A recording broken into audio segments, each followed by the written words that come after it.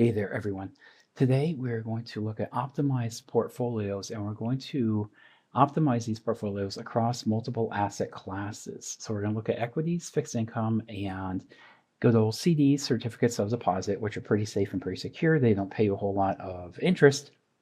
That's why they're so safe, right? If you want risk, you can have a potential good return. If you don't like risk, then you have to give up that potential return and accept a much lower return. But it's a much safer type of investment, right? But you want to probably balance your assets across multiple classes for diversification purposes, right? You don't want concentration risk. You want to diversify your risk. Um, if you invest in one single security, you're going to have individual stock risk, right? Or some type of specific risk. If you invest in a bunch of securities, you'll still have some type of risk. It's called market risk, but it's much more diversified.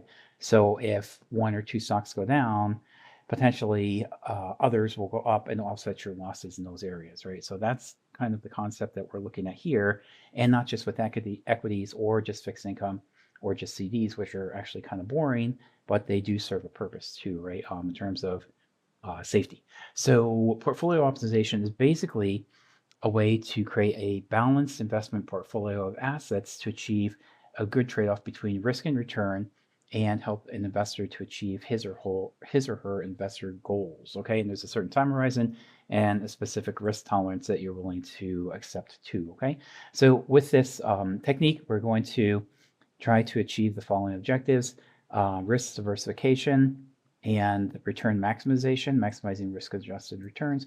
We are going to try to find the efficient frontier.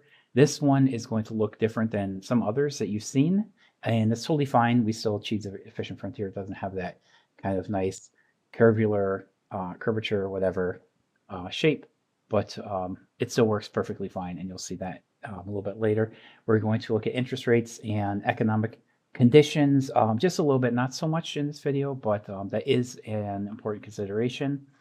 Um, we are going to tailor each investment recommendation to the investor's needs. We're going to look at capital preservation and overall capital growth, and by doing so, create some type of inflation protection. Right now, we're living in a high inflationary type of environment all through 2024. Now it's early 2025, and there's really no slowdown for inflation at this point, which is unfortunate because things tend to get more and more expensive, and people's salaries don't necessarily go up to that correspond with the higher costs of everyday living expenses, right? But if you invest in securities or appreciating assets, certainly real estate, homes, ETFs, stocks, and bonds appreciate, then the pinch of inflation doesn't feel quite as bad. Okay, so we're going to look at a couple popular ETFs on the equity side. These are the ticker symbols right here. I have some notes. I'm not going to go into each and every one of them. Okay, but if you see my other videos, I'm importing historical stock data from Yahoo Finance. That's this Python library right here. I've done this a few times. I do have another video specifically on portfolio optimization just for assets. This one's going to be a little bit different. We're looking at assets, bonds, okay, bond funds, specifically bond exchange traded funds, and certificate of deposits as well. So that has a place in our portfolio. The risk is very low and return is very low, but again, it's pretty safe, and I think it does offer a good foundation for every portfolio. Okay, at least a small amount, at least 5 or 10%. So here's the equity tickers. We're going to go ahead and loop through all the items in this list. You can tell this is a list because it has square brackets. If it had curly brackets, it would be a dictionary. That would contain key value pairs. If it had the other type of curly brackets like that, that is a tuple, right? Okay, so there's different ways of holding items in Python's memory when you're working on them. So this is going to be our list. We're going to go ahead and loop through these items and do a little refinement on the data, forward fill if there's any missing items. These are all really pretty solid ETFs. There should be no missing items whatsoever. It should be 100% complete, but it's probably just good practice and good peace of mind if you want to do that anyways. But again, like to have any missing items in Yahoo Finance feed would be highly unusual. If that did occur, I think Yahoo I know for a fact Yahoo would go back and fix it and backfill it and get that straightened out. Okay, so now we have our historical data. It goes back to actually today. I might want to change this at some point, but if you look closely here, I'm going to get the current date time, which is now, and go back 12 months in time, and I'm going forward in time just to make sure I get today's stock data. So I have that. But I don't know, you could just stop at yesterday, or today is fine. That's today, going back 1 year. That was 2024, 1/8. So January 8, 2024 up to January 7, 2025. So there's our data. Now, this is going to be daily returns. We want to go ahead and convert this into an annualized return. So we multiply it by 252. This is 252 trading days in the year. We get this because, as everybody knows, the calendar year has 365 days, but when you subtract out the weekends, so every Saturday and Sunday is gone, that's 52 times 2. You take out the holidays when the exchanges are closed, typically January 1st, December 25th. What else? 4th of July. What's a big one? Thanksgiving, and there's a few others. I think there's 11 days when the market is closed, right? So 365 minus the weekends minus the market days gives us this. We are going to annualize it. The reason is just to compare apples to apples. So if I go ahead and say, what's the mean equity return right here? And the return is 23% for the sticker, not stickers, ticker, stock ticker. For the stock ticker, it's 23%, 19%. Okay, and I know this is annualized. I want to annualize it. So if somebody else looks at this, they're going to say, oh, okay, I assume this is annualized because this is how we represent financial data. We annualize everything. If you got 23% return in 1 day or 1 week or 1 month, that would be phenomenal. But you can't compare that to a 23% return over the course of a year, right? You want to annualize it just so everybody's on the same page with everything. So we have our returns right here and our correlation matrix right here. So the correlation matrix just shows us how every stock ticker's historical performance, what we see here, is correlated to all the other stocks' performance. That's how we're getting that, okay? So we're going to go ahead and look at our initial weights, which is the number of assets, initial portfolios, which is initial weights times mean return equity. Okay, mean return equity, and yeah, mean returns. You know what? I just saw something right here. I was doing this code yesterday. I was getting some weird results. You have to be very careful with your naming conventions. At one point, I had mean return equity down here, okay, and had mean returns equity over here. Now, these variables have whatever name you give them. It should be meaningful. It should describe what it is. You won't want to call this A and call this B. That's kind of nonsense. If anybody comes along and looks at this, they're not going to know what A and B is.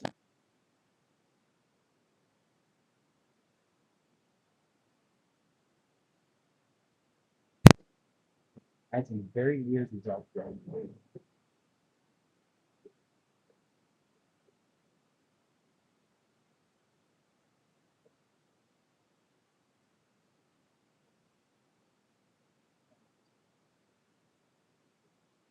Typically, and actually,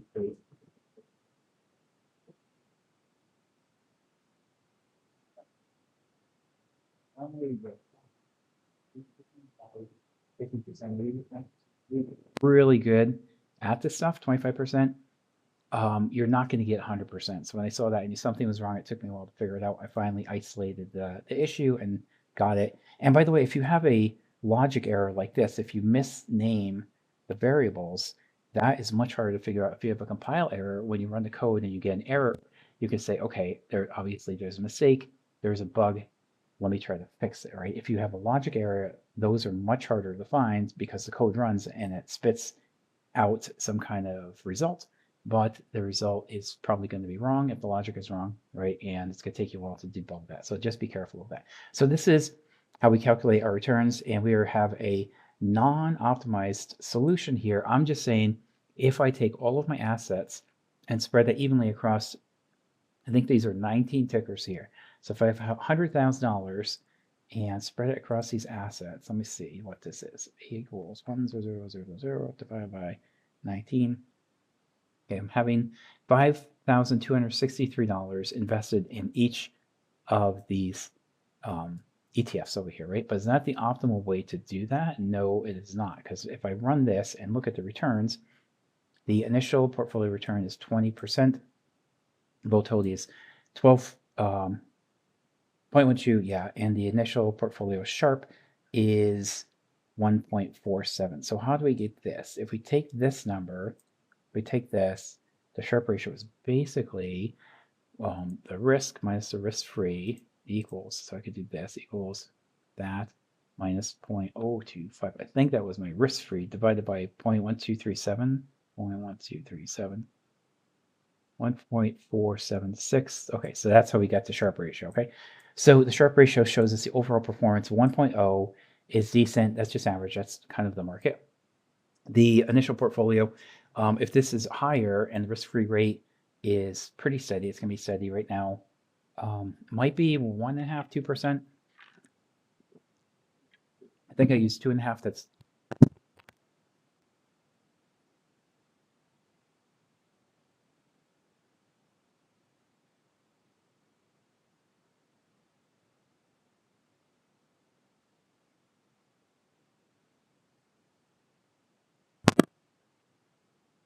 so, yeah. So, this is the optimized solution right here. So we're going to go ahead and take this initial portfolio return right here and optimize this to try to boost the return and decrease the volatility and increase the Sharpe ratio. That's the goal right here. So we defined a few functions.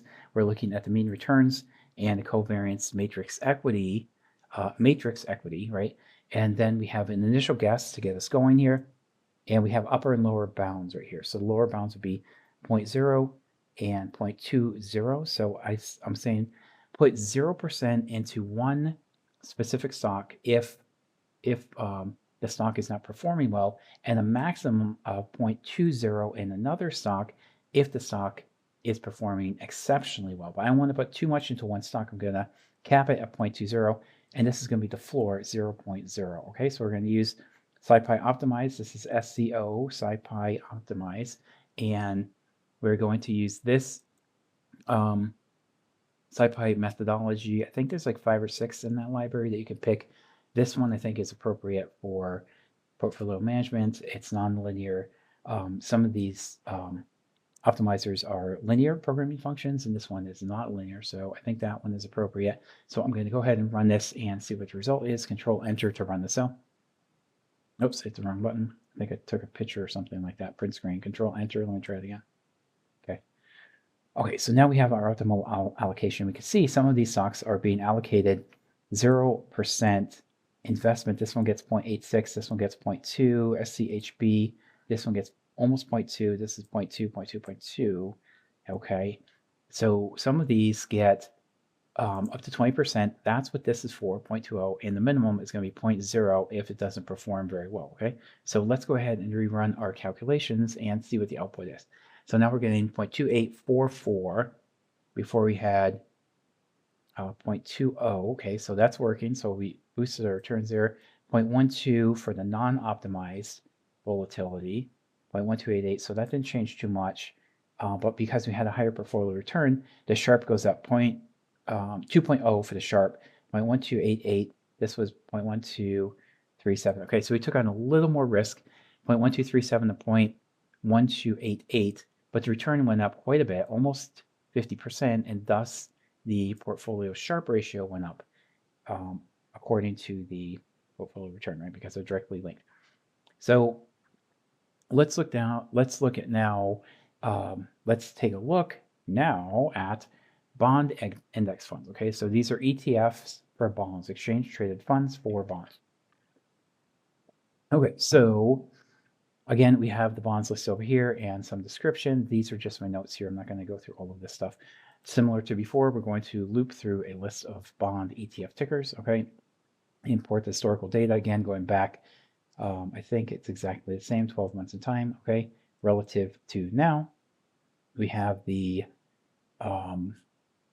pivoted data frame, that's what that is, and let's look at the bond returns and covariance matrix. Okay, so now some of these bonds are underperforming a little bit. We have negative, almost 0%, slightly negative. This is negative 7%, that's down, and these two are down. Okay, so let's look at just a normal generic the return on this portfolio without optimizing, we're getting 0.152% return, so pretty dismal. On the equity side, I think we got 0.20 and 0.28 when it was optimized. Now we're getting 0.152 and 0.05 volatility. That's why we're getting negative Sharpe, because we're subtracting out the risk-free rate. So 0.01% minus 0.025, already we have 0, divide by this, and you have a negative Sharpe, right? So that should make sense. So everything is the same. The only thing we're changing over here is covariance bond. Okay, and then if you look closely, mean returns bond, covariance bond. Otherwise, everything is the same. So here's the mean returns bond, covariance bond, right? It comes from there. Again, annualized, just like we saw on the equity side. And over here, we have almost exactly the same thing.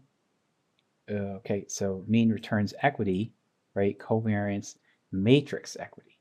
So we will see the same thing down here, mean return equity, covariance matrix equity. Okay, so almost exactly the same logic. You just switch out those names because the means and the covariances of the bonds and the equities are going to be very different, right? So once we've accounted for that, we have the 0.152 return. So 1% in 1 year, pretty dismal, not great at all, but let's try to optimize that and see if we can improve that a little bit.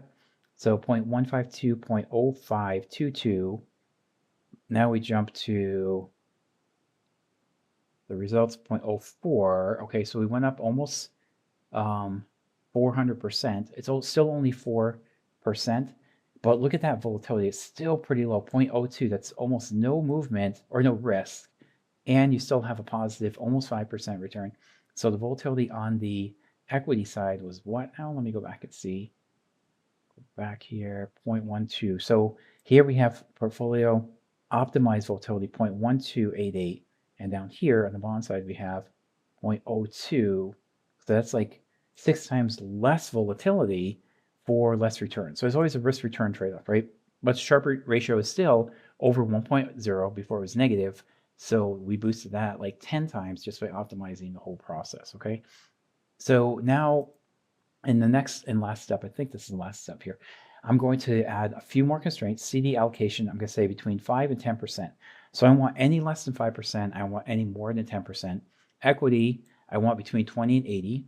So the lower bound is 20, the upper is 80, and the bond portfolio, I'm going to set to the same, 20 and 80. So I'm going to say to the computer, you tell me what's the optimal allocation here based on the risk return profiles of all these stocks. I want between 5 and 10% in CDs, between 20 and 8%. That's a big delta right there, 20 to 80% in equities and 20 to 80% in bonds. So what's the optimal allocation given all of these criteria right here? Okay, if I go down a little bit, I can show you in the code where everything works out.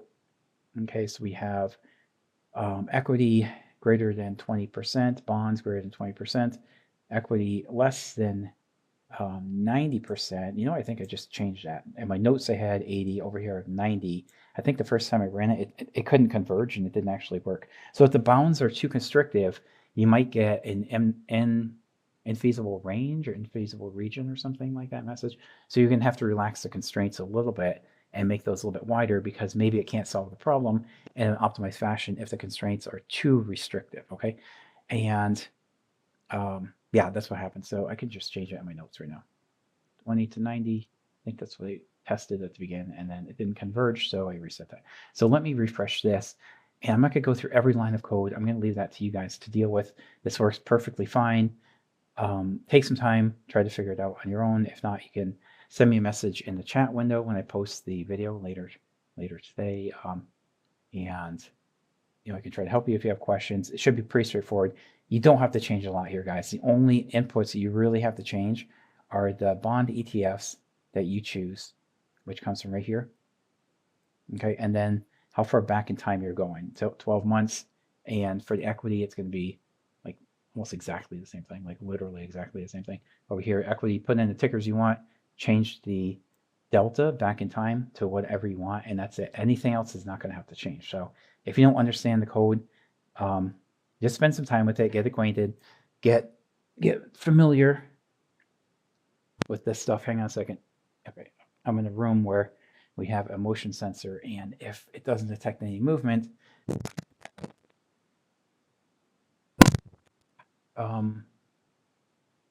So try to understand code. If you don't get everything exactly right, after this, or you bugged it, it's fine. What you have to change is the inputs, which is the tickers, and the time frame back in time. How far back do you want to go? So here's the optimized portfolio. Let me rerun it just to make sure that light went out, kind of distracted me.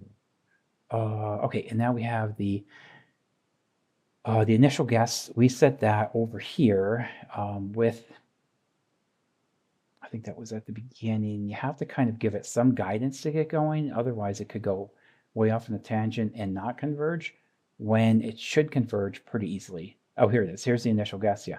So I just said, okay, 45, 45, 45 has to add up to 1.0.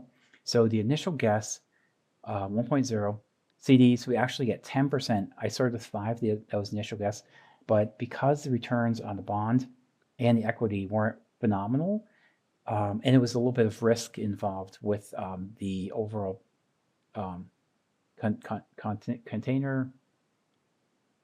constituents, the constituents of this portfolio. So basically what the model did was take that 5% and boost it up to 10% to reduce the risk and still generate a decent return. Equity portfolio is 42% and the bond portfolio is 47%. The optimized returns are 47.51%. So that is pretty cool because that blows away what we had before, 47% return in 1 year. And what were we looking at before? Just 4% over here for the bonds. And I think with the equities, we had like, what was that? Did I go too far? Oh no, here. Yeah, that was it. And 28%. Okay. So when we reallocate, we reduce the risk and wait, I don't want to speak here. Did the risk go down? No, actually, so the risk went up a little bit. We had like 20% risk or something like that, 28% risk. Now we have 44. So the risk does increase, but the portfolio returns increase substantially. So we will accept a higher risk. Now you can put another constraint and say, okay, the volatility is too high. So this return, I'm willing to accept a lower return. I can set the maximum return to 30% or 35%. There's ways to do that. But I think this does exactly what it's supposed to do. It's almost TMI. It's almost too much information, but I tried to keep it like relatively straightforward and keep it, not too like too Nassau or whatever, way too technical. So it's over. And I tried to keep this very straightforward and very streamlined. It is involved. It is a little bit complicated, but again, the only thing you would have to change here to do this for yourself is change the inputs, which are the ticker symbols for the bonds and the equities, and how far back in time you want to go. It could be 6 months, 12 months, it could be a couple of years, it could be 5 years. It's really up to you. You determine that, right? You pick the ETFs that you want to analyze and you determine the time delta. So how far back in time you want to go, and that's it. Everything stays as is. So you can see the chart, it's already done here. I'll click it, refresh it, just so you know it's not some fake thing. There's actually code that you run and it generates this chart when you run the code. So 47% bonds, 42% equity. That's what we have right here, 47, 42. So right on par, and 10% CDs. And then I think there was one more chart, risk versus return. Oh yes, I remember this. Yeah, I did this yesterday. I haven't looked at it in about 12 hours. So here's the equity portfolio in blue. Okay, so you can see volatility is 0.7 and return is 0.5. For the bond portfolio, the volatility is 0.7 and the return is much higher. It's 0.545, I guess, almost 0.55. And for the combined portfolio, it's actually less volatility and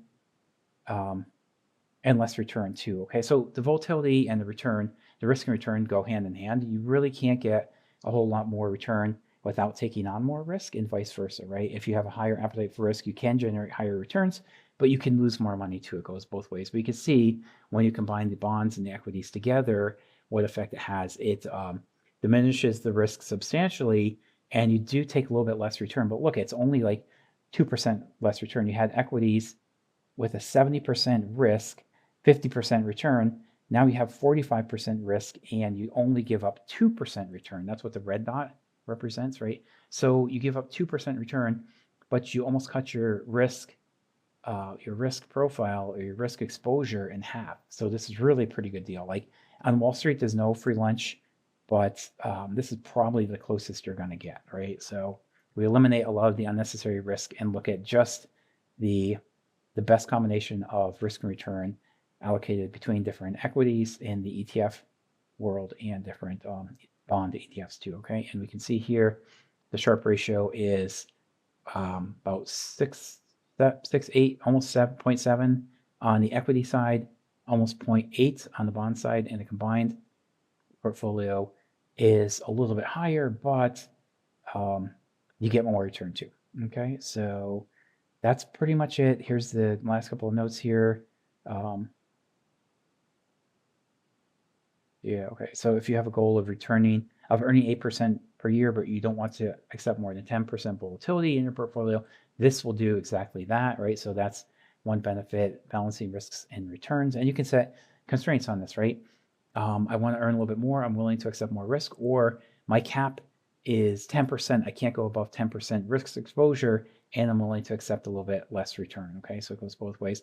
And you can see by mixing the stocks and the bonds together, they kind of cancel each other out. So you have slightly less return, but significantly less risk. That's what we see here.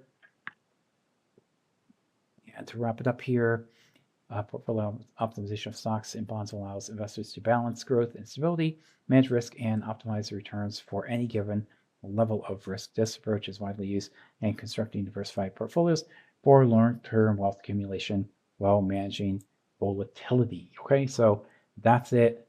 That's all. Hopefully this was enlightening. Hopefully this was helpful for you guys. There you have it. I'm going to post this later today. Let me know in the comments what you think. Give me some feedback. I get almost no feedback from anybody. I got a couple positive comments. I'm up to almost 140 videos. I only had a handful of comments, so I think more comments would be good. And if it's mean and nasty, there's no need to comment about that. Okay, if you didn't like the video, that's fine. Keep it to yourself.